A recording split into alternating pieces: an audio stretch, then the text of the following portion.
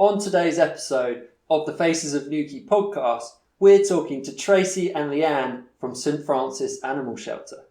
They give us great tips on how to look after your dogs at home, as well as talking about the great work they do homing and rehoming dogs from the local community. You instantly want to giggle when it goes quiet. Is that just me? Just stare at the floor. Concentrating, looking at the table. Literally staring at the floor, trying not to laugh. Well, ridiculous. Yeah. So thanks for agreeing to do this with us. It's our pleasure.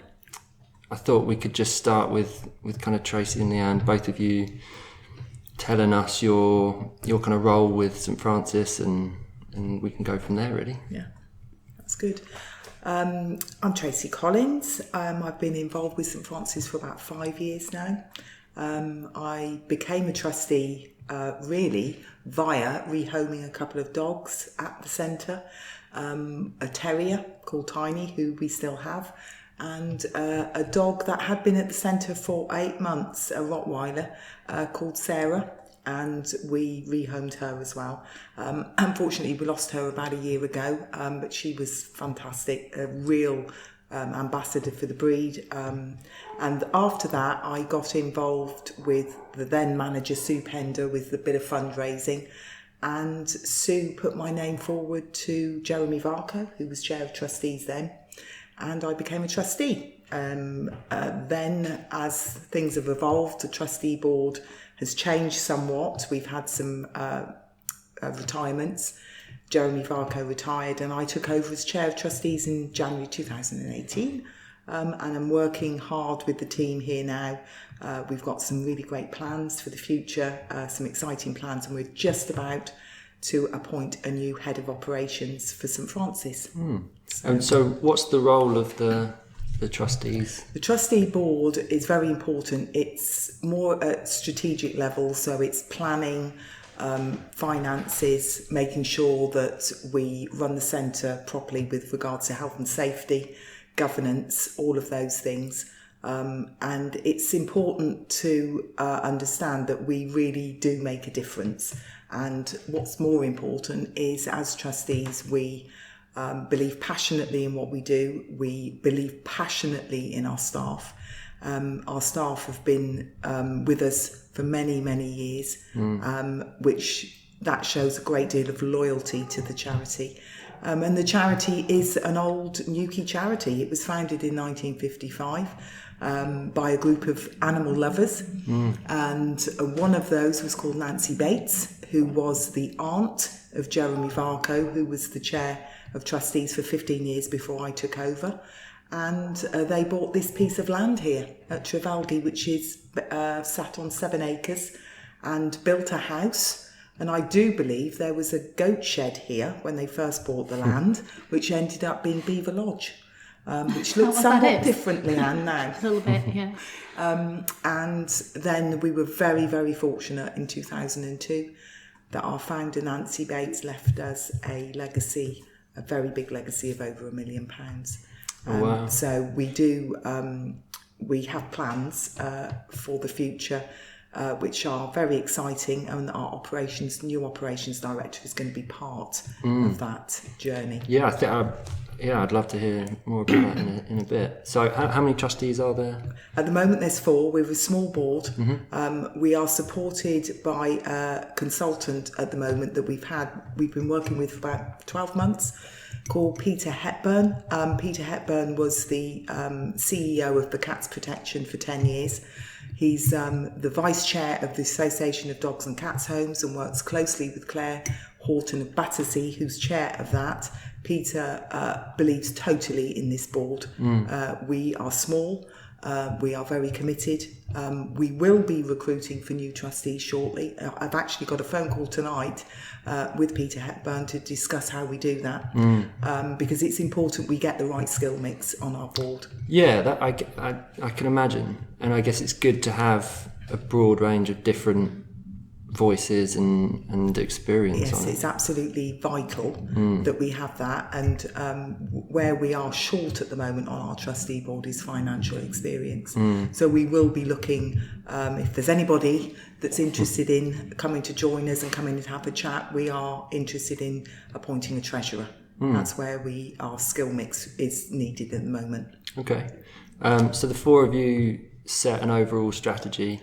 Yeah. And then you pass that message on to Leanne and her team, and she does, Leanne?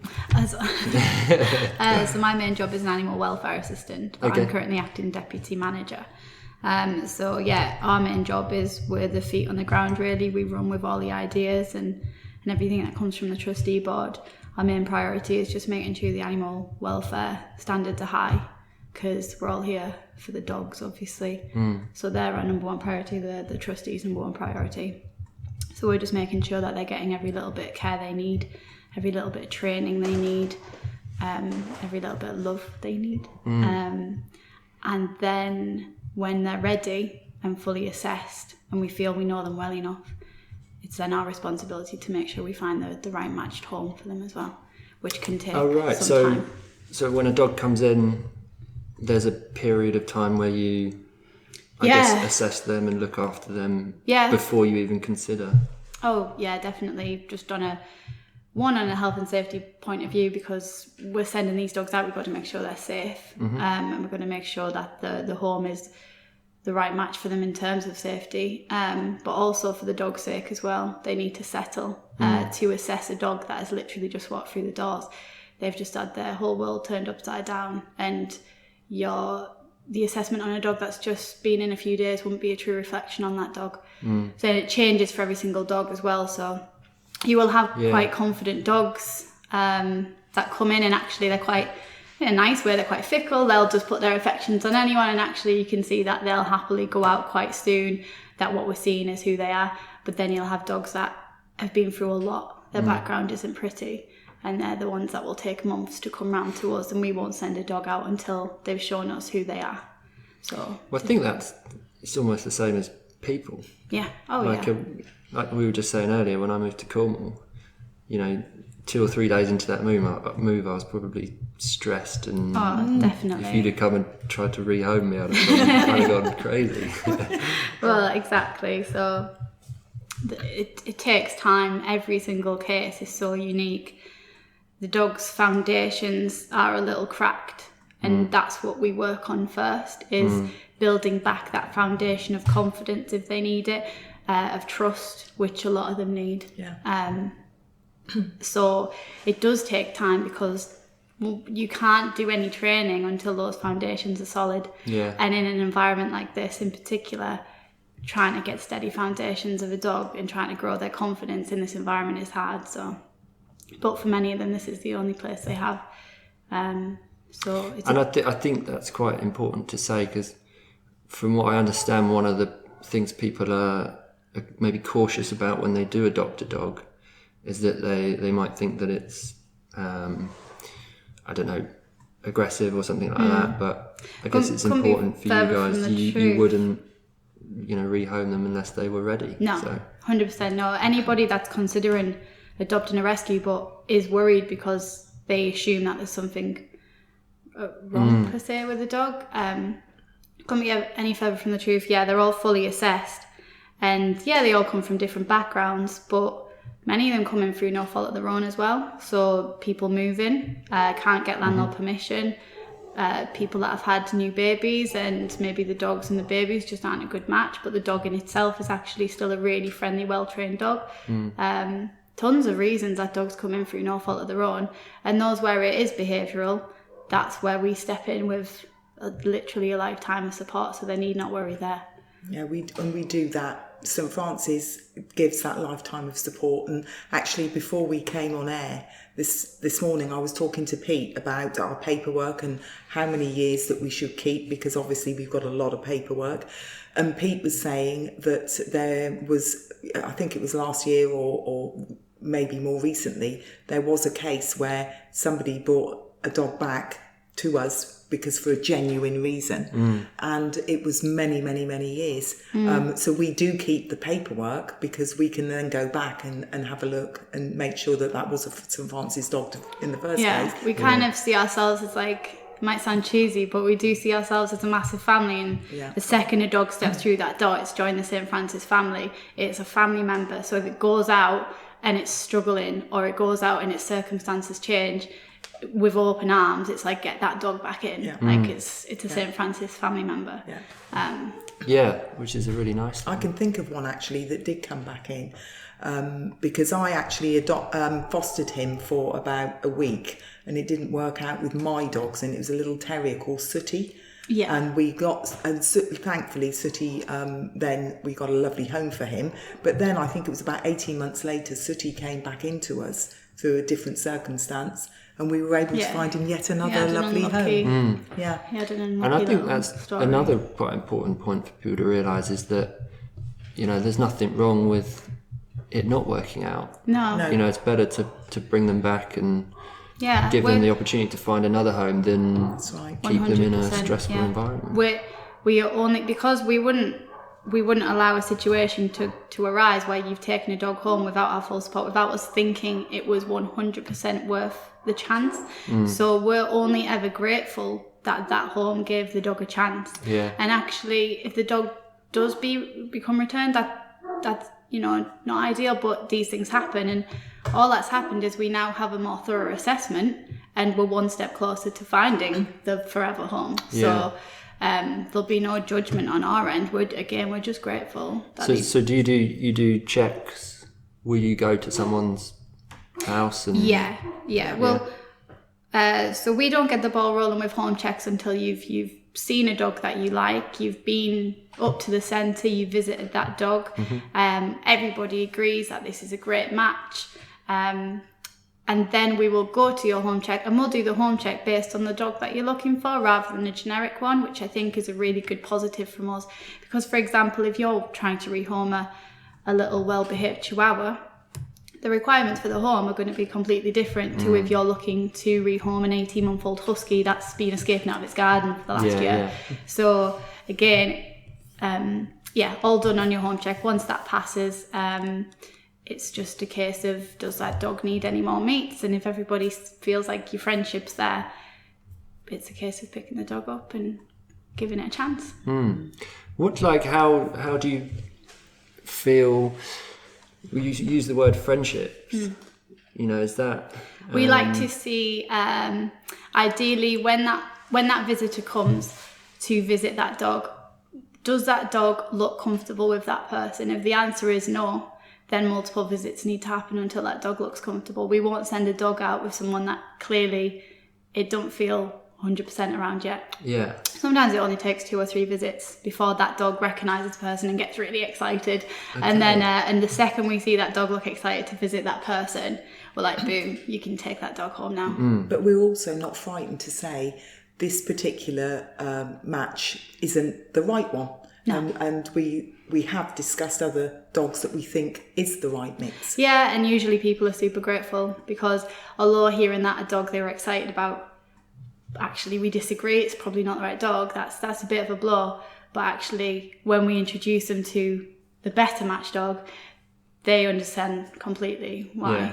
And they're very grateful that we were bold enough to say that first dog wasn't right for you. Definitely.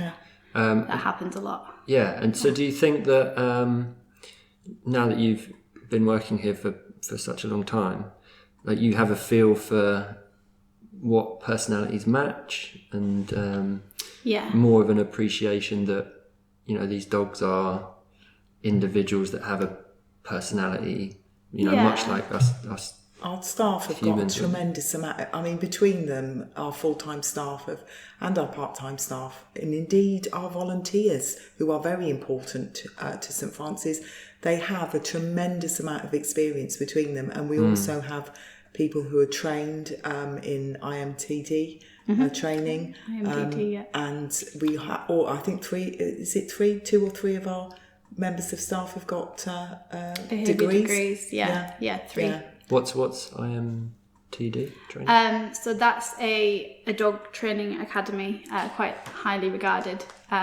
which do a range of qualifications. So Siobhan in particular, she has been taught through them, and they're really good. And as Tracy says, myself, Hayley, Helen, we all have behaviour degrees as well. So absolutely. There is definitely the variable to consider of person personality meets dog personality. It's got to be right. And for example, if you're a particularly nervous person, it makes no sense to pair you with a dog that we know is nervous as well, because you're going to feed off each other's energy and you're going to make each other worse. So just like a nervous person who wants to build their confidence needs a confident, happy dog. So it works the other way around too. Oh, right. So we take everything into consideration. Yeah, because I've heard of a lot of initiatives where like dogs are used to support people's mental health rehabilitation or other things like that. Oh, they're amazing. The things that we call it dog therapy. You get volunteers that come here that just need some time with dogs. The therapy that dogs give off is insane. Just to be around a dog for half an hour, you feel instantly better. So we're very privileged. We have a stressful day here. We can just take a dog in the field for 20 minutes and it kind of alleviates some stress and laugh at that dog rolling around in the dirt and things. Well, I think you've got an amazing bit of energy that, loves the world. Yeah, exactly. And you've also got half an hour, without being on your phone, which I think for a lot of people that's enough mental health absolutely. rest and break that they need. Yeah. But we've also had dogs in, a couple of spaniels, haven't we, that have been rehomed as with the sniffer, the police, haven't we? We do work with the police. Yeah. There was a collie. Yeah. Collie. Yeah. They go out with the police and they end up training to be sniffer dogs as well. So we work with them. So that's really fun. We've had a dog go out in the last 6 months that was specifically because the person suffered from a mental illness where they needed a dog to almost rely on. So again, it took us a little time, but we found them a really confident dog that we felt could handle that pressure, because that's a lot of pressure on a dog to have to lift someone's spirit up every single day, because they'll feel a nervous energy from the person every day. And that's gone amazing. And he couldn't imagine his life without him. We had a gentleman up here that was agoraphobic, so he needed his social worker to just to come visit the dog because he would panic that much just being outside his house. And the social worker said he thinks a dog would be ideal because he has to get out. The dog relies on it. And within 6 months, that man was able to get on the bus with his rescue dog from here. And sent us an email saying he goes down the high street now with his dog and stuff. So amazing. So the things that just having a dog can do is amazing. And to think that these are all rescue dogs that just needed second chances, and actually they're the ones that help the people. Yeah. Which is usually the case, actually. Yeah. People don't realise how much they needed a dog till they get one. And then they realise how much happy they are for having one in their life. Yeah, I bet. So has this always been what you've wanted to do? Yeah, literally, it's why I moved down Cornwall. When I was little, I used to say, I want to rescue dogs. So funnily enough, here I am. I come down to study animal behaviour, and I was just incredibly lucky. The first week that my course finished, a job came up here, and that was 5 years ago. They don't come up very often. No, and I'd already been volunteering, because often with animal industry work, the best way to get your foot in the door is to just be volunteering. Yeah. So I was just very lucky that they already knew me. They knew how I worked. They knew how I was with the dogs. Yeah. I had just finished my degree, so I was ready for full-time work. And what do they teach you? Is it animal behaviour? So it's animal behaviour. So it's very vague in every kind of species you can imagine. But there's a degree of flexibility with each piece of coursework and exam, so naturally I just fit it all towards domestic dogs. Occasionally the wolf, but mainly dogs. So you just learn about everything to do with behaviour, really. The biggest thing and the most overlooked thing that I think the world needs to learn about with dogs is that the way they're trying to communicate. That's essential. We actually did a talk here for our volunteers on Monday night, just because there's constant developments and research, like any science, of people realising more and more about how dogs are communicating with us. And once you're aware of it, it's almost a blessing and a curse, because you will not stop being able to see how often dogs are trying to talk to their owners and how often they're just ignored. Yeah. So, you know. Yeah, I think there's like an element of, because they're not using words, we think they can't communicate. Exactly. Whereas actually, you know, if you pay close attention, I'm sure you can. They do, yeah. And do actually... they communicate, sorry to interrupt, do they communicate differently to how a human would? Or so everything that a dog does when they try and talk to you and other dogs is through body language. And the funny thing is, as you say, they can't speak words, but once you know their body language, they actually try and speak very loudly, and they are speaking very loudly. Ironically. So just little things, you know, ears back, lip licks out of context, they'll look away. You just, you know, you blink, you'll miss it, but they're talking all the time. So I think... Do you give a background of that to people when they come and adopt a dog? Or? We try. It's a little bit like a can of worms. The second you talk, well, I'm doing it now, the second you talk about it, you could just, go off on every branch. So we will give a little advice, a little pocket of advice that matches each dog.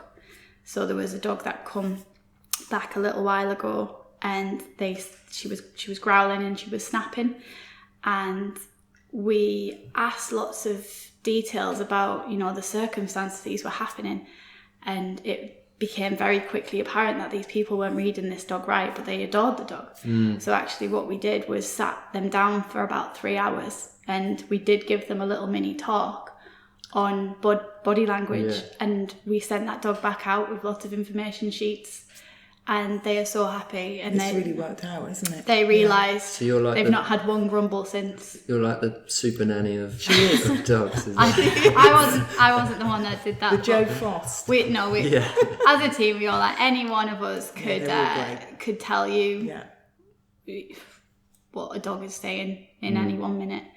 I'm not saying we're dog geniuses. I just mean we've been around them for years, and you know, we'd get.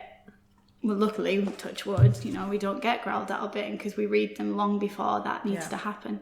So to work here, you kind of have to quickly learn. Because I'm one of the things that I've never grown up around dogs. No. Like, my family had 2 cats, and therefore, like, I do feel a bit uncomfortable around some dogs, because I don't know. Yeah, that's natural. How to.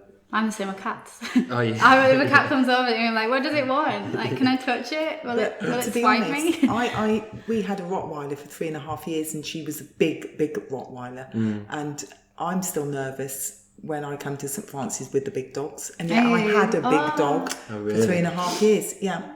So I'm sure small it's dogs just you've got to natural. look out for. Ankle ones. Exactly. No, but talking about... Leanne's absolutely right, talking about people that can understand what a dog is trying to say. It's really interesting, because I'm married to a vet, and I cannot tell you how many times that people that have had dogs that have gone to David, and they've said, our dog doesn't like men, our dog... They've come to you. This is unbelievable. And I think there is something in some people that they understand animals, and David understands animal behaviour clearly, because he's had a lot of training in that. But I do think there are people who, the love that Leanne has for the dogs, that is actually, for me and all our staff, it's a calling, it's a gift. And I absolutely believe in that. I think our staff a bit it is something that's inherent in them, and as you said, as a little girl, it's something you've always wanted to do, and I absolutely believe in that. I think that it is something in you that wants to help. Do you run, and if you don't, would you consider running like a couple of bi-monthly workshop where, because there's lots of education, we're looking. We really want to get out Leanne's very keen. and Siobhan. I mean, all the team are keen, and they're all very capable of going in. We want to go into the local schools, and I think starting young is where you need to go. Yeah, this is something that is actually on the trustees' radar, and came out of our strategic review that we had with Peter Hepburn last year. And I was at the ADCH conference, Association of Dogs and Cats Home conference, with Leanne in Birmingham last year. And it's so evident now that that it's so important, education. And many of the speakers were talking about that, weren't they? About educating the public, educating children, so we don't get to some of the places that we get to. And it's certainly something the trustees have identified as something that we will, when the new head of operations comes here, it will be something that we're very keen to hit the ground running with on that. Yeah. I think it would be really, really well received, especially in Newquay, where there's so many dog owners. Yeah, I think because we're in Cornwall, we're quite isolated from the rest of the UK. So I think we do run a little bit behind in terms of traditions, and the way of thinking with dogs is maybe a little bit not behind, but not as up to more date. Traditional. Yeah. So it is so important, especially in Cornwall. There is a lot of outdated thinking in it. Like, it just goes back to what I was saying with science, is it's developing constantly. And do you have examples of outdated thinking? Yeah, just for example, the pack theory with dogs, that's hugely outdated. In fact, the person that brought up the pack theory has been quoted in one of his papers saying, that's not a true reflection anymore. When he did the pack theory on dogs, it's not even true with wolves, because he was basing it on a group of wolves in captivity, because back then that's all the research you could do. Right. Since then we've advanced in technology, so you can monitor packs of wolves out in the wild, and he has now seen what he first said isn't true to what they actually are in the wild, but the damage is done now, and everybody applies pack theory to dogs as well. How does that affect the actual... So there's this whole thing of dominance, for example. People feel like the dog thinks that they're trying to be dominant in the household. Dominance isn't...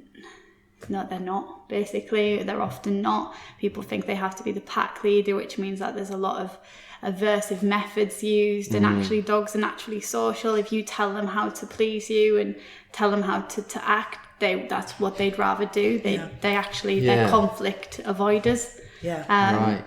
And it just comes back to people just not being informed that those methods have changed. And I think the fact that the very person that spoke about that method now says that's not applicable anymore should be enough for people to no longer want to. But it's so hardwired in people, because that's how they've been brought up to think that dogs live in packs, but they don't see you as a dog. You're not the pack leader. I like to think of it as you're the manager of the household. So yeah, there should be an element of respect for you, but only in the sense that you're the manager.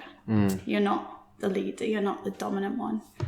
That's really interesting, because and why I think it's so important to do these workshops, because that's the only message that I've really heard. No one's ever corrected that. No, and this is the thing. So this is why we're really excited to do education and just let all the kids know, like, it's not about being aversive with your dog and making sure he knows you're in charge. It's about building a strong, confident friendship with your dog, telling him what you want. And once your dog knows what you want, usually they'll still do. I mean, there'll be times where they might have challenging behaviours, because that's natural, just like raising a child. And as long as you set boundaries and tell them what they're not allowed to do and what they are allowed to do, but generally just be encouraging, you'll have a dog that acts out of love and friendship rather than a dog that's acting out of fear of getting something wrong. Which the same with humans. Like, you can get someone to do what you want through you know, aggression and whatever, but it's not healthy for either. No, exactly. The dog looks. The problem is this. The methods that do get used that are aversive, the dog looks well behaved, but emotionally, like you were just saying, emotionally it's not happy, but it's well behaved, so it looks effective. you can still get that result, but with an emotionally happy dog. The problem is it might take longer, so people generally see a result from the aversive methods quicker. Hence, they think, well, it works, so how can you say it doesn't work? It's not. It's just not healthy. I work with kids, so for like 10 years or so, I've taught 2 to 11-year-olds tennis.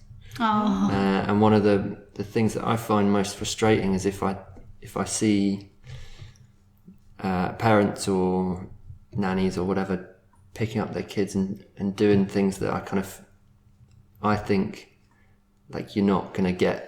That's really hard. Yeah, you're not going to get the best result out of that.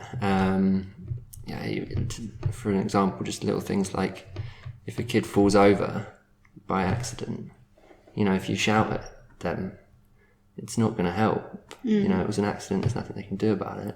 You should be supporting them or whatever.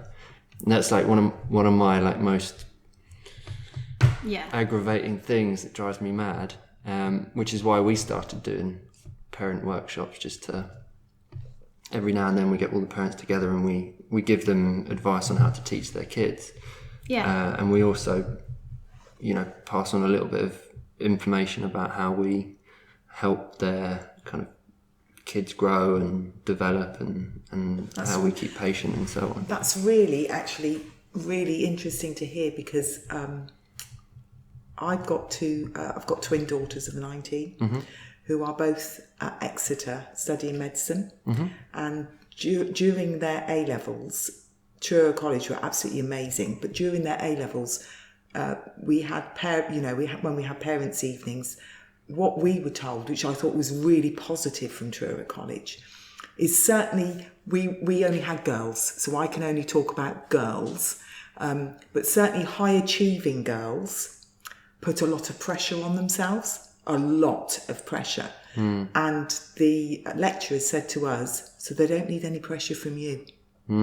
So they don't need any pressure from the parents. And it is as a parent really hard, because you want them to do well. They want to both be doctors. They're absolutely passionate about them. So you want to try and encourage them, and you want them to do well. And there is a real danger that you start pushing. But I thought that was the most fantastic advice, is to say, just be there for them. Just take the pressure off, because they're putting enough pressure on themselves. So what they need the parents to do is actually come off the gas a bit and love them, support them. And that's important. And that kind of fits in with what you're saying from an early age. Let's get the parents together. Let's do a workshop. So by the time you get up through schooling, and it's not just schooling, it's other pressures, it's friendship groups that can give you pressures, all of those sorts of things. Yeah, I think it's fantastic. And I grew up through like competitive tennis. So when I was, early teens, late teens, played like as a full-time tennis player and competed a lot.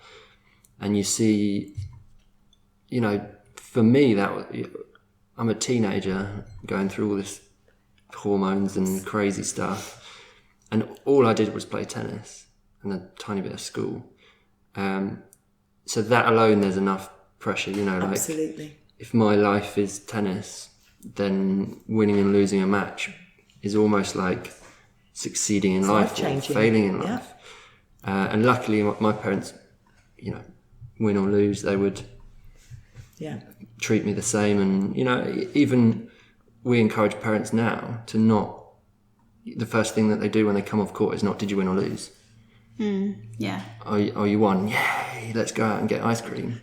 You lost? Oh, well. Yeah.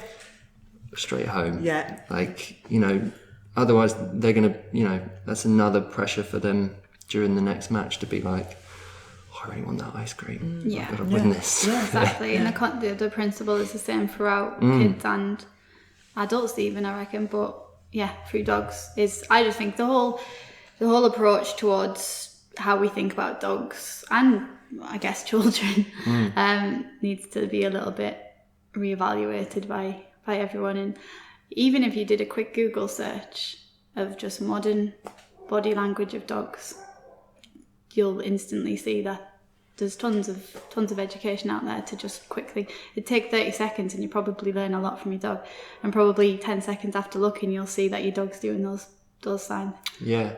And I think sometimes, the reason we have dogs coming into us is because of lack of education. Ultimately, some of the dogs that come into us, people have taken a dog on, probably bought it as a puppy, and what happens is things go wrong, and then and that's again we go back to education, because you're never ever going to stop people saying, "Oh, I'd love to buy a puppy," and they are going to go and do it anyway. Yeah, and without there's nothing even wrong thinking. with that. No, as long as it's a responsible breeder. Yeah. We're not against people buying puppies. No. Oh no, not at all. What I was more getting at was the fact that sometimes people themselves don't think before they have a puppy, or they don't think before they, might Have a decided. kid. Exactly, no, that's absolutely true.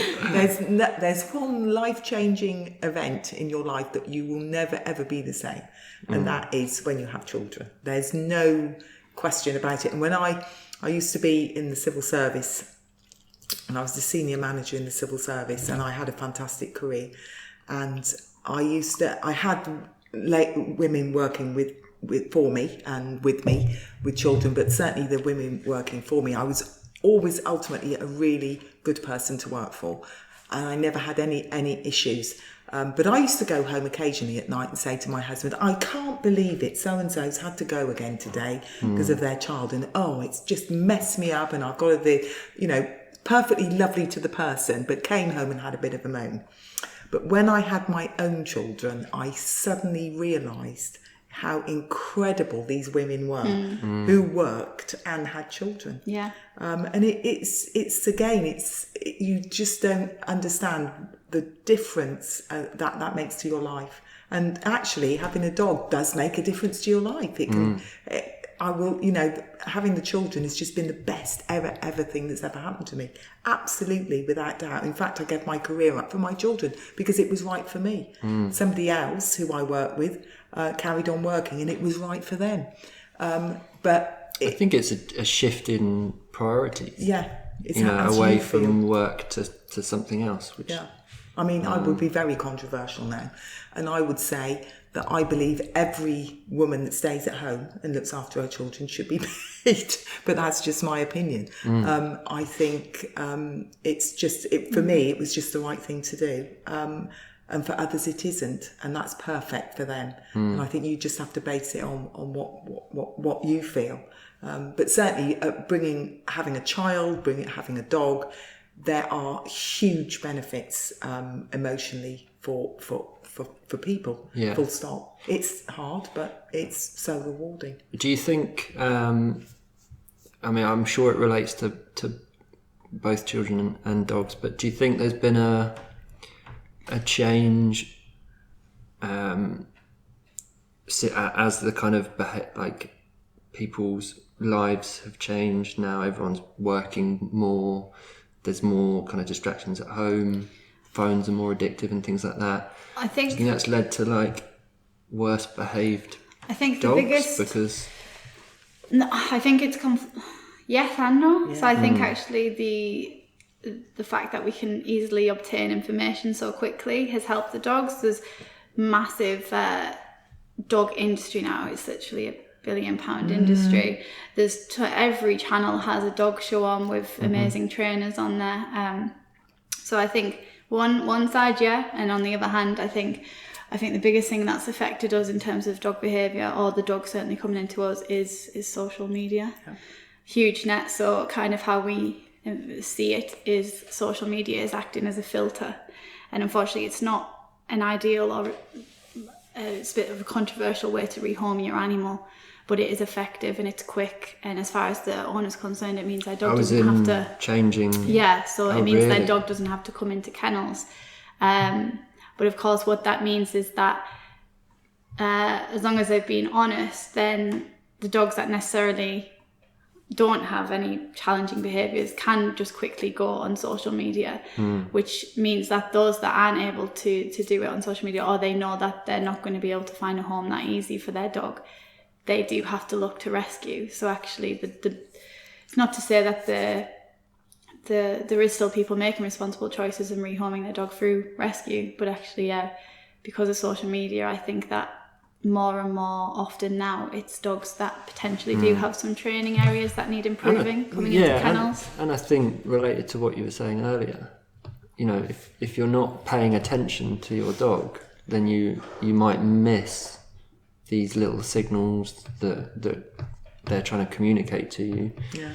I mean, I think it's always been the case that there is always a danger of, if you work full time, there's always a danger that your dog isn't going to have that interaction. That's always been the case.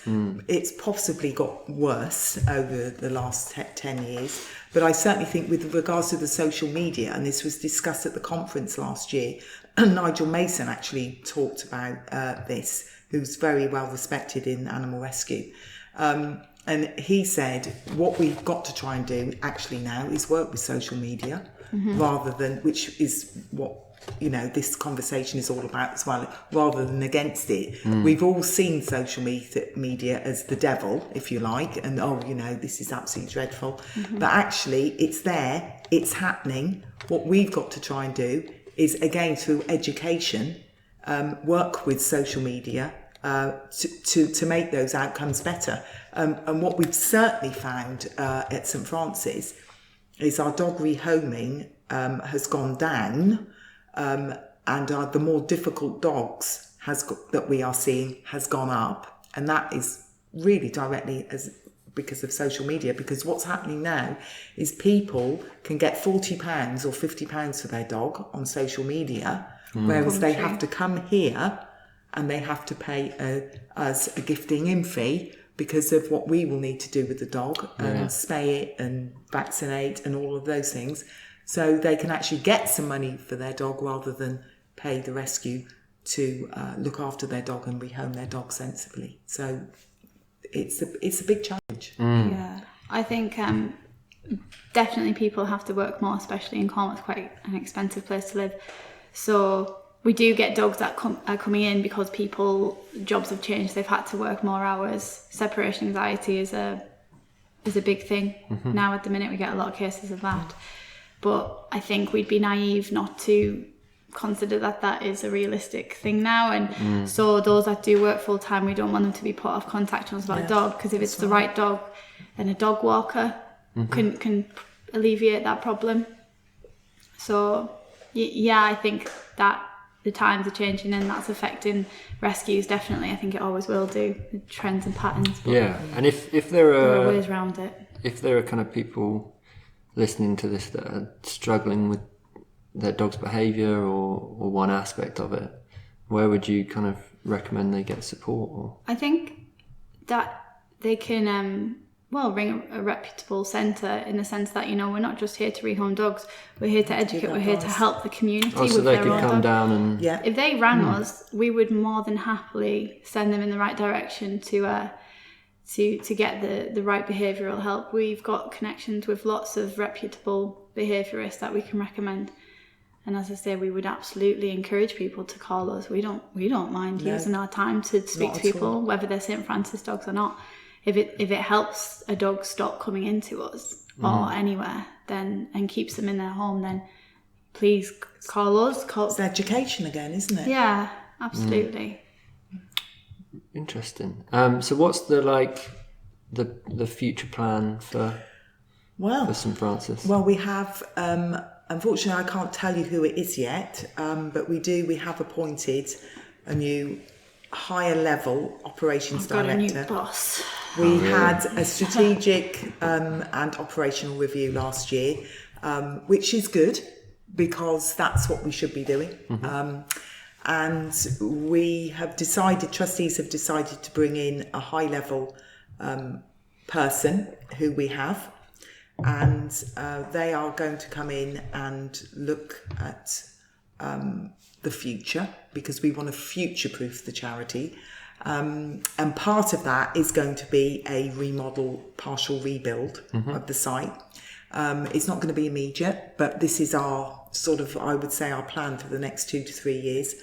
And we will be doing boarding again. At the moment, our boarding is ceased because new legislation came in October 2018, and our boarding is borderline. So we have decided to rebuild our boarding and have a completely new boarding centre. So this is for if people go on holiday. Yeah. Yes. So obviously, of course, the dog's welfare is our priority, whether it's a St. Francis dog or a boarding dog. So the fact that we don't think our boarding is up to standard, we want to make sure it's literally the best in the community to offer, and make sure the dog's welfare is very high. Yeah.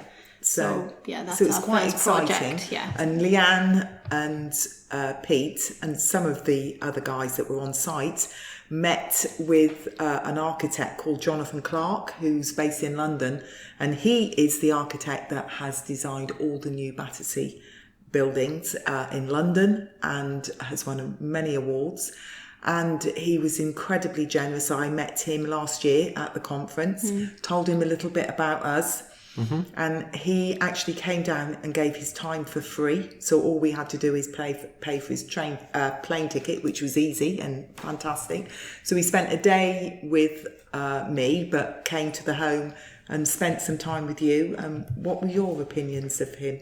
You liked him, didn't you? He definitely knows what he's talking about, doesn't he? Yeah. So it's exciting. Yeah, I'd be interested to know if you're rebuilding like an animal shelter like this, how much the architect needs to know about. A lot. Oh, yeah, unbelievable. Like what kind of spaces work best for them. Absolutely, and it's all about legislation which is changing, and also what we've got to be aware of is that DEFRA have made an announcement at back end of last year that they will be looking at bringing legislation in for rescue centres, because which is a good thing. Which is a good thing. Yeah. So we've got to take all that on board, but certainly we trustees had a meeting last Friday when we discussed some of Jonathan's findings, and to rebuild this site, to totally rebuild it, will be 1.2 million. And that's a lot of money. Wow, yeah. Jonathan doesn't think that we're big enough and doesn't think it's the right thing to do to do that. So what we're going to concentrate on first, it's going to be done in phases. And the first phase will be the boarding, and that's pretty, that will be hitting the ground running once we get our new person in. Probably reach out to the community a lot and tell them about these phases, tell them that of course it is literally for the dogs, it's to improve their welfare while they're with us. So we're going to hopefully have a lot of community support for the new builds. Well, we're going to have to set up we've got another meeting. We've got a new trustee called Lisa Sensia, who is just amazing, and she's involved with national parks, been involved with English National Ballet over the years. Really, really good with events and really knows how to work with people. And we're having trustees are having a full half day meeting soon to look at that fundraising strategy. We will probably bring in a professional fundraiser for 12 months to support her. But these are all things that are going to be going on within the next 12 months. So people need to keep an eye out for a big sort of splash, if you like, on what the centre's going to be doing and how people can help us, not just money. They can run a little coffee morning for us, which is ultimately making money, but they don't have to, we're not after that sort. We want a community buy-in, and that's what we've got lots of ideas, and they're all going around in our heads at the moment, aren't they? And Leanne's really keen to get involved with the trustee with fundraising. She's quite gifted with that sort of thing, and she comes across really well. And she's sat here now, but I am, she is a fantastic communicator, and that's really important. Is you use the skills of the people you've got, which is important. I just going back to the kind of building, I feel like, even if you look at the houses that we live in, if you were to rebuild a house from scratch now, to make it the perfect environment for us to live in, it would look completely different to what was built. Yeah, exactly. Back in when was this founded? Well, from 1955, but some of the buildings are from the 1960s, I think. One of them.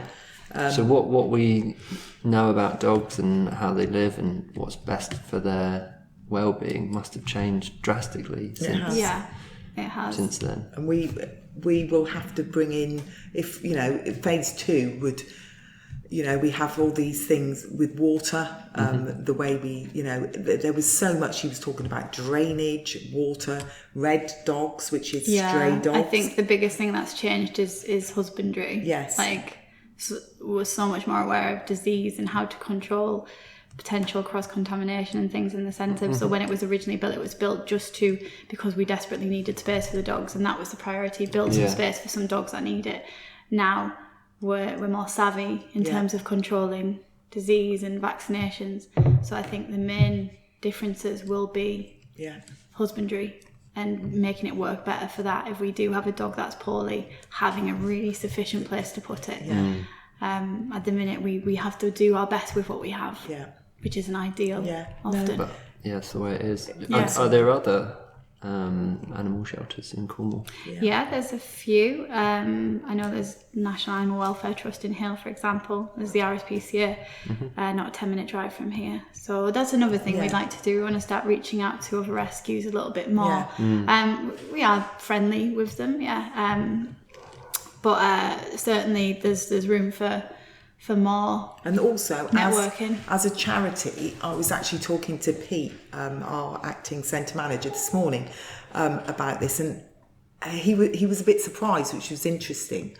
But as a charity, it's good for us to help other charities as well. And that's really important. And it's not just about us keeping all our money to ourselves.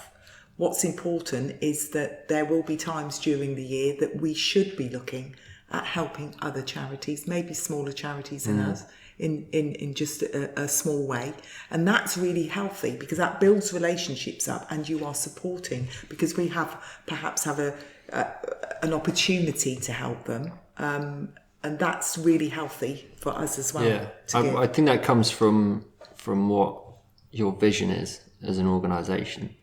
If your ultimate outcome is profit, maybe you want to protect your ideas or whatever, but if your ultimate outcome is the well-being of as many dogs as possible, then it makes sense to collaborate with others and support other smaller charities, which is important.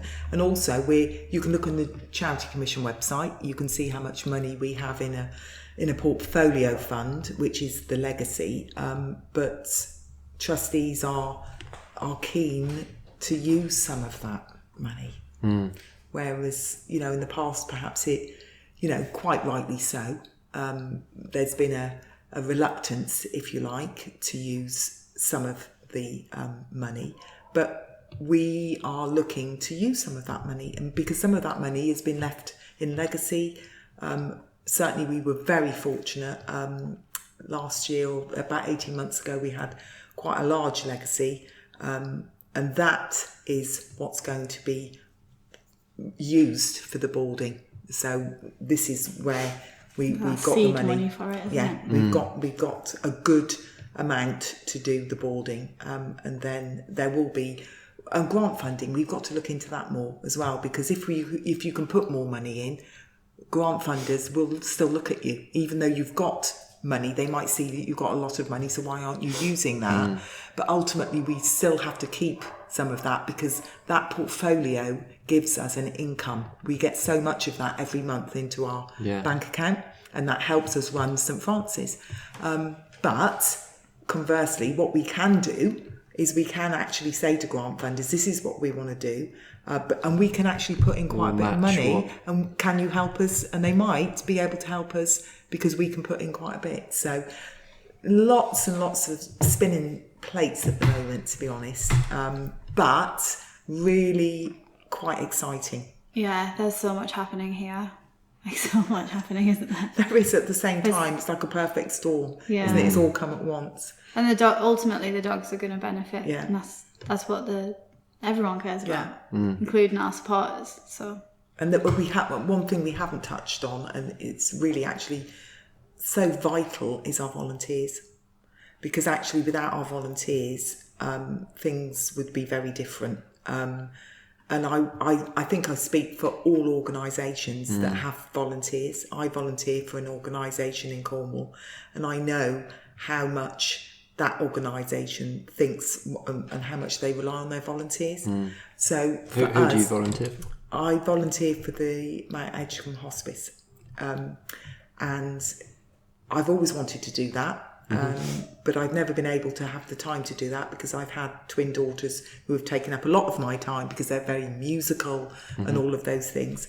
But when they went to university, it was my time to do something.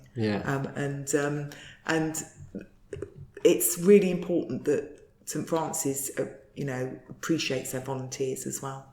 And I know how much the staff appreciate the volunteers. They're amazing. Like we literally couldn't do what we do without them. How many do you have on a regular basis? I'd say altogether we have about 40. Yeah. But that ranges from people that are fostered to people that just do events. But generally on site, probably have about 4 to 5 different volunteers a day.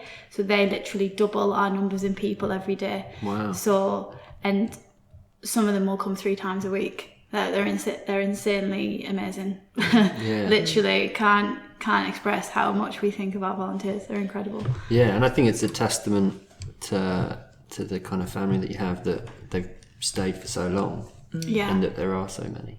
I mean, I think the loyalty. I think we've had tough times. There's no question. It's an exciting future. We are excited. All of us are excited about the future. But one thing I will say is that the staff and the volunteers, the loyalty that they have shown the charity is quite something. And I think that loyalty is to the charity, but I also think that loyalty is born out of their utter commitment to the dogs. And that is literally they don't leave your brain. Like, they go home every night. I went home they last take night. work home with them every day. I mean, you probably heard the hail and the rain last night. Yeah. I woke up, my first thought was, Tallulah hates loud noises. I literally at 2:30 in the morning said that to my partner who was just trying to sleep. I was like, Tallulah is probably shaking in the kennel right now. Like, that is just how you are. Yeah. You can't leave because the dogs know you, and you've built so much time with that dog. And then they might go, but another dog started a month ago, and I mean, we don't want to go, but you stay because you can't, you need to be there for the dogs. Yeah. Do you find it's hard to kind of leave work behind? Yeah. I don't think we do you? We don't. We don't. Anyone that's in their job because of passion over money, you don't clock off. And me, certainly, as chair of trustees with a small board, it's like a full-time job, really. But I just live it. I live and breathe St Francis. And I know that this team that we've got here, I know the potential of them, and what the trustee board are absolutely convicted to do is to develop our staff. And maybe that hasn't been done in the past, but certainly now, we're really, really keen to develop them. They've got so much to give, and there's so much potential that we haven't even seen. So it's really exciting times at the moment.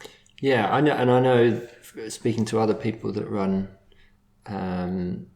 charities or work in social care and things like that, and even like people who run their own businesses, not being able to leave work at home can be quite stressful sometimes. I mean, we have talked about compassion fatigue, haven't we? And the trustees have set up employment support for all our staff and volunteers.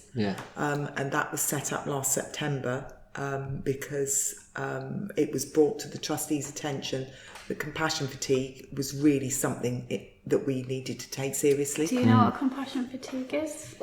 Well, I think I can kind of work it out. Yeah. Just overworked because of... It's basically, it's anyone that's in the care industry, so not just animals, it's people as well. Anybody that literally invests all of their time into caring for any being is quite emotionally exhausting, particularly when you have to say, you know, especially with people that work in hospitals, for example, or care work, and the same with animal rescue. It's emotionally and physically draining throughout the day, but then also there's those really bad days where you have to say bye, and then to pick yourself up from those days, whether it's human or animal, can really take a toll on people, and that's what they call compassion fatigue. Yeah, but it must be horrible to like know that there is a dog that needs support and care, and then, you know, go home, finish your day, go home, and then have like a fun dinner or something. You know, it must be in the back of your mind, just kind of. Even the volunteers think it. There's a volunteer in particular only a few days ago said that the reason she doesn't do afternoons is because she doesn't like locking up and going. So she does morning because then she emotionally can handle it better, knowing that someone's picking up where she's left off. Especially the summer nights when we lock up here, and the dogs are safe and we know they are, but then we go and walk our dogs at the beach and we think, the day's just starting really on long summer nights, and we'll, you know, go to the beach bar or, you know, other bars, and it's a strange. It is, but strange feeling. One good bit of good news though is when Jonathan Clark was with us, and I then had a meeting with him in the afternoon, he actually said it's amazing the fields that they've got to run in.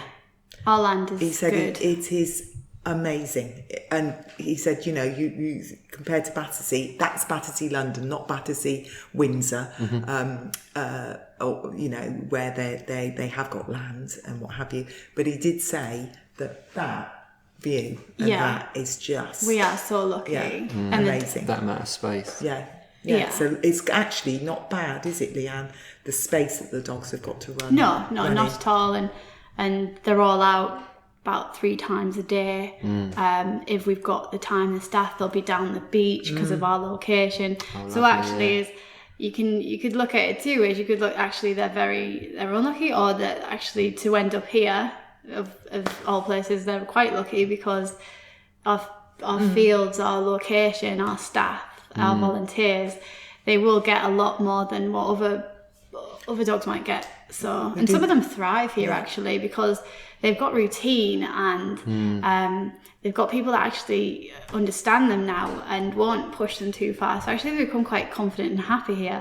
You have to be careful of that because there's a fine balance between just getting them used to the little St. Francis bubble. So we have to keep, you know, getting them off site and reminding them this is the real world, don't forget about it.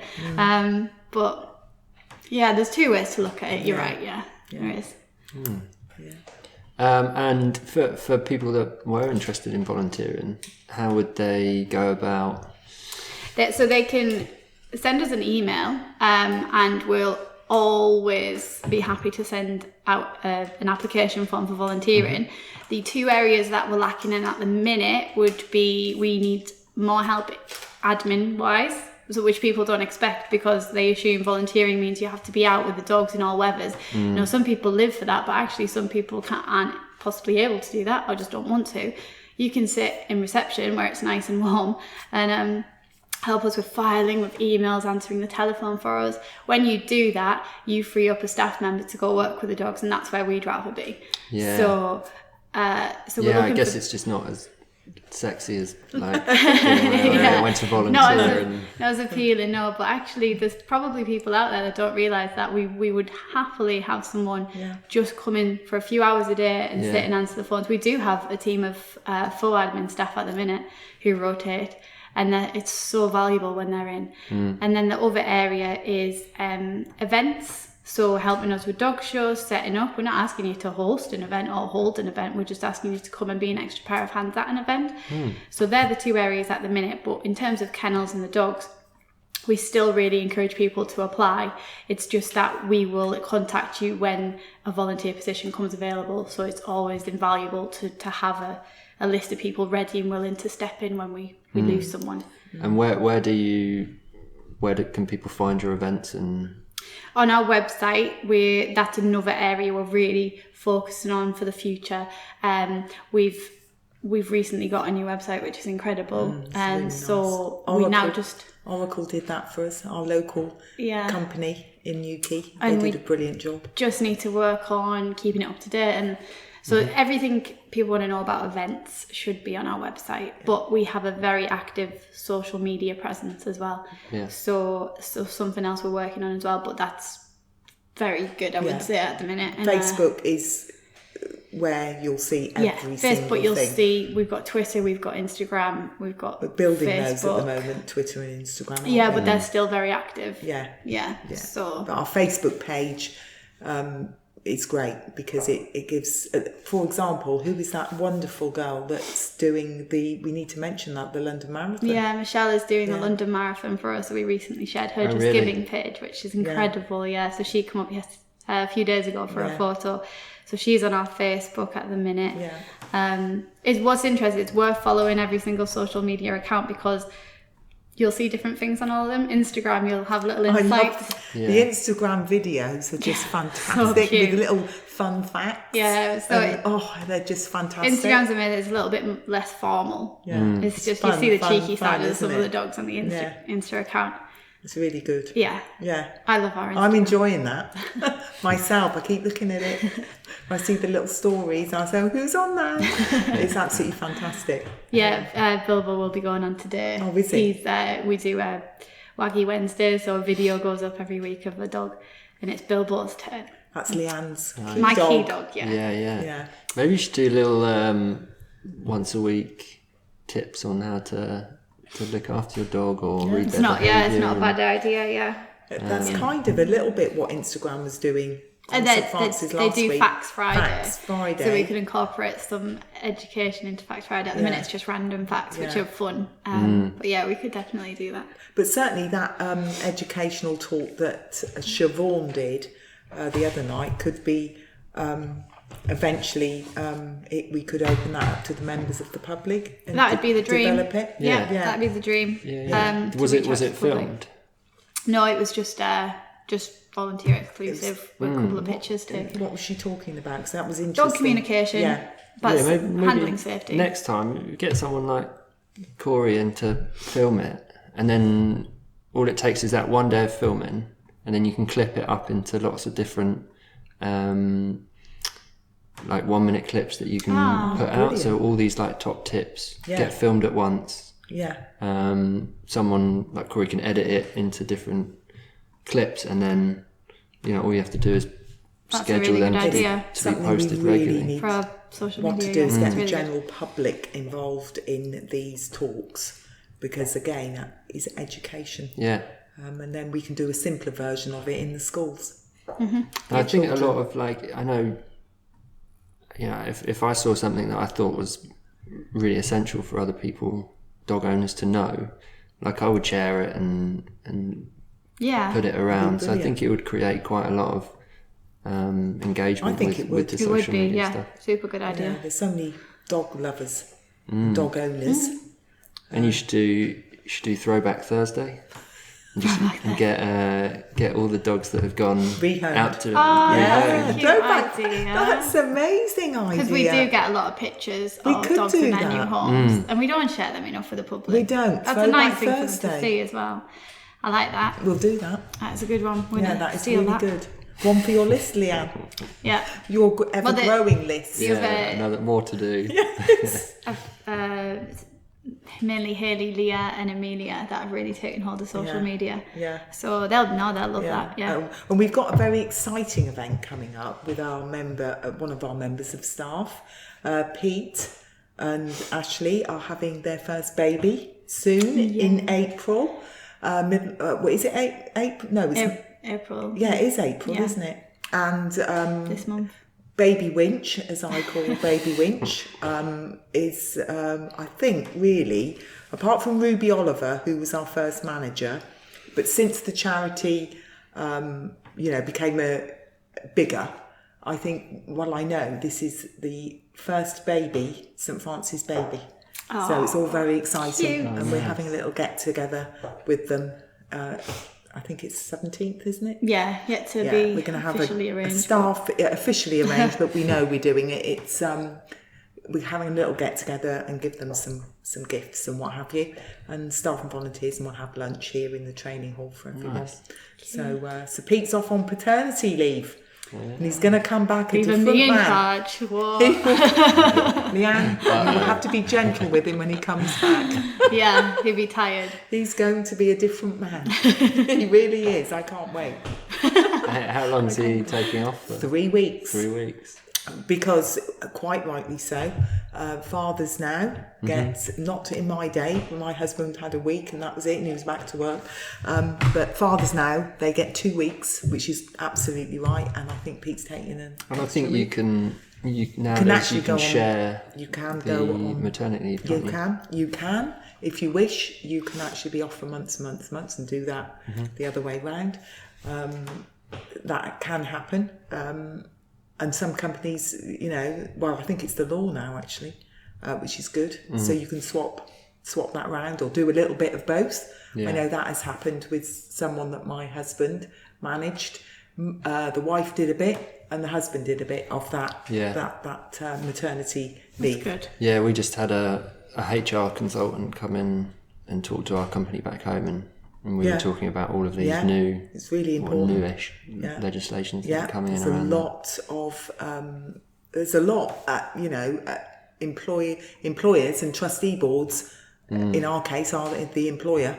There's a tremendous amount to learn, and what St Francis have just done is we've just appointed a HR company to look after our HR. Yeah. Because it avoids conflicts and what have you. It's just so much easier. Yeah, so did we. And we just said, look, like, I was started as a tennis coach. I know nothing about contracts or HR law or anything like that. So it's better for me to have a professional that it is. Yeah, that can do it. Cool. I guess most importantly, if people want or to home a dog or to bring a dog here, how do they do that? So there's various avenues they can take. They can check out the website because there'll be all sorts of links there telling them what to expect or what to do. So if they're looking to adopt... What's the website, sorry? It's www.stfrancisnewquay.org.uk. And they can check out everything on there. That should tell you everything you need to know, but if you do have any questions, then just call us. If you're looking to adopt a dog, every dog that is available is on that site.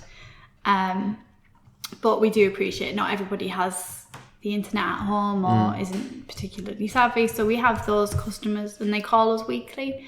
So we'll reach out and they can reach out to us, whatever's convenient to them. But if you are in a difficult situation and you need to rehome your dog, firstly, we need to express that there is absolutely no judgment from us. We're here to help the dog, and actually in many cases we're here to help the person as well. So there is an inquiry form that they can pop on the website and send to us, but if they'd prefer to speak to someone, then they can call us as well on 01637872976. And there'll be a listening ear. That was practice, wasn't it? It's amazing. I still have to look it up, even after all these years. No, it's just a second nature to say that. Now. Can people drop in? They can drop in. Our opening hours are 11:30 till 4. We do recommend an appointment because just the nature of the job means that we might not always be available to see you that day. We'll try our best, but it might be that you don't get beyond just chatting to us in reception. There's another thing actually is worth mentioning is we don't show people round anymore. Again, going on to our setup, it's just not ideal. We've got dogs that are scared of strangers, and the second we show strangers round, we're compromising that dog when we're trying to make them feel safe. Imagine, So actually we like to consider ourselves a little bit like a dating website. And you come in, you tell us what you're looking for, and we'll tell you what we have, and we'll keep an eye out for something you are looking for. I would just advise, if you're looking for a dog, to check weekly on the website minimum, because it changes every day. We work closely with the dog warden as well, so we have stray dogs come in, and you never know when the phone's going to ring that a stray dog's time is up and actually desperately needs somewhere. So it changes constantly. What's the kind of turnover? How many do you have here, and how often do they come and go? It changes all the time. 1 week you could have 4 dogs go, and for 2 weeks nothing can change. Some of our key dogs, they will be with us 6 to 9 months. Possibly longer in some cases. We have had 14 months.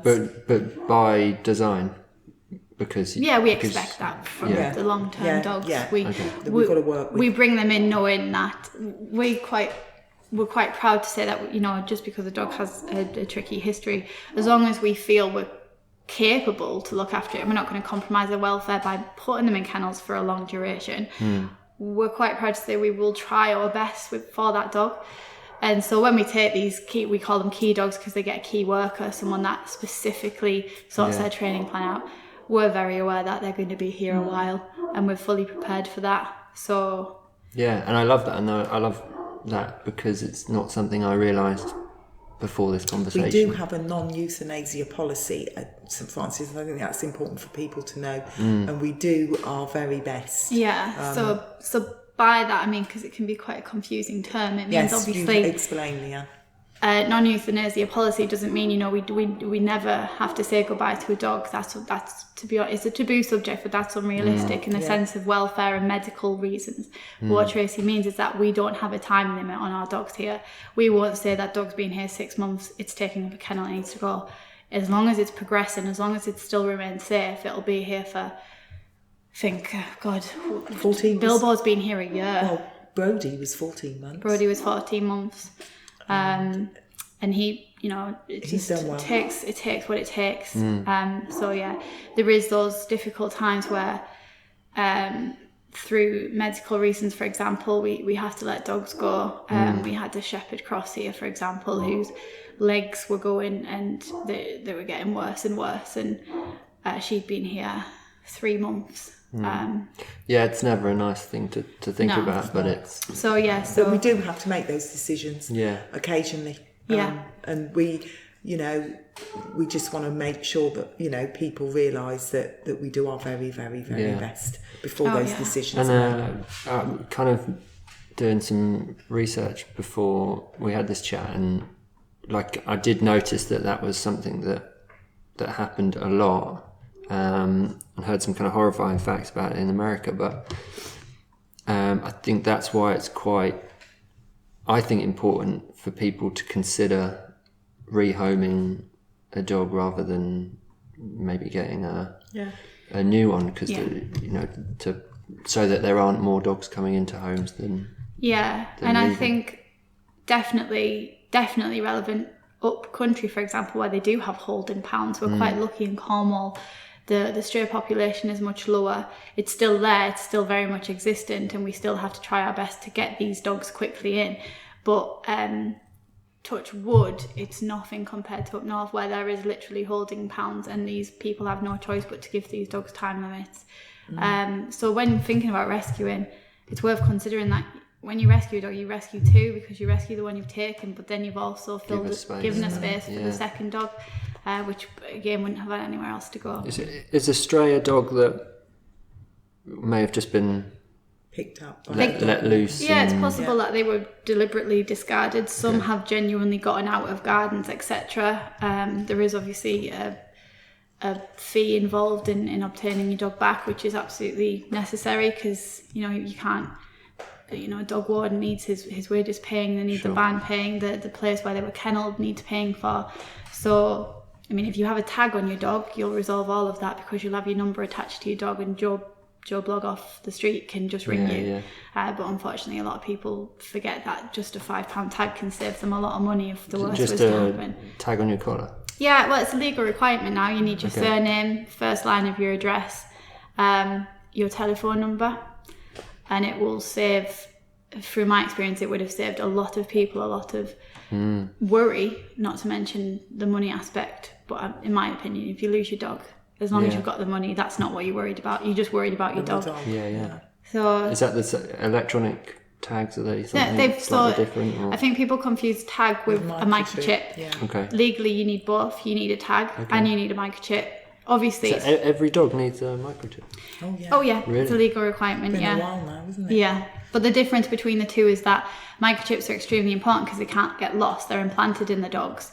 However, in order for them to be accessible, you need to either have a vet or a dog warden. If you've got a tag, as I say, Joe Blogg can find that dog and he can just give you a call and it will resolve a lot of issues. But yeah, unfortunately, dogs will be found stray for all sorts of reasons. We've had mums come in here still producing milk from litters they've had, which were obviously probably deliberately discarded. I know my own personal dog was picked up stray and she had clearly had a litter of pups as well. Tiny, he was a stray. Tons of dogs. It's quite surprising how many dogs are still found stray in Cornwall. So yeah. Do you think that's a little bit to do with people not knowing where to bring them, or just not? I just think it happens. It's life. Yeah. It's life. I think it's just one of those things that's always been and always will be, and until we can start educating people better. I think it's difficult this day and age, especially with social media. There's a fantastic group on Facebook called Dog Lost. If you lose your dog, it's very difficult and very unlikely that if you try hard enough, you will not be reunited with your dog. It's only, I don't know, special circumstances where they don't. Maybe they've crossed borders of dog wardens, so the dog wardens aren't necessarily in communication, but even then, usually they will work together. The Dog Lost is fantastic, isn't it? Yeah, media's like the Dog's Lost and through the dog warden and vets and things. If you want to find your dog, you can usually find it, which makes you think that perhaps the dogs that have gone there 7 days and no one's come forward for them, because they're advertised on the dog warden website as well, makes you wonder, did this person want to find their dog? And perhaps they did, but they didn't have the money for the fee because of their circumstances, in which case I feel very, very sorry for them. So, you just never know. You just never know. It's hard, but we are not judgmental. But that can be hard, and that's human nature. What's the fee for? I don't know specifically. It was for a stray dog. I think it goes up every day. I think it was. Yeah, it does, but it's quite a lot. It's quite a lot. Yeah, because it was 90 at one point. It's expensive for the council to house a dog that they don't know. I think it and people. Yeah. I hate the idea of someone wanting their dog back but not being able to afford it. I know. I'd love to see like a. Yeah, I know. And this is why a joining and you can sponsor a reunite. Yeah, or you can get a tag on your dog for £5, which is even better. Then none of this would have had to happen. So we do feel bad for them, but then you look at the dog that doesn't have a collar on, doesn't have a tag on, doesn't have a microchip. Like I say, both of which are legal requirements, let alone just responsibleness. It's back to education, though, isn't it? Yeah. So I can see both sides. Yeah. Well, I really appreciate your time. Thank you. And I thought that was really interesting to see and hear a lot more about how it works here. And that's good. Yeah, anything you want to add at the end, just for people who are listening that might? I could literally talk about dogs in St Francis all day long. I mean, I think St Francis is loved in the area. I think I hope it is. I can remember it as a child when I was growing up in an RAF camp called St Eville, which has now changed to another way of living, which is just fantastic because there was at one point many years ago that we thought all those houses would be empty, and now there's a fabulous new community there. But St Francis I've known ever since I can remember, and that's why it's part of my DNA as well.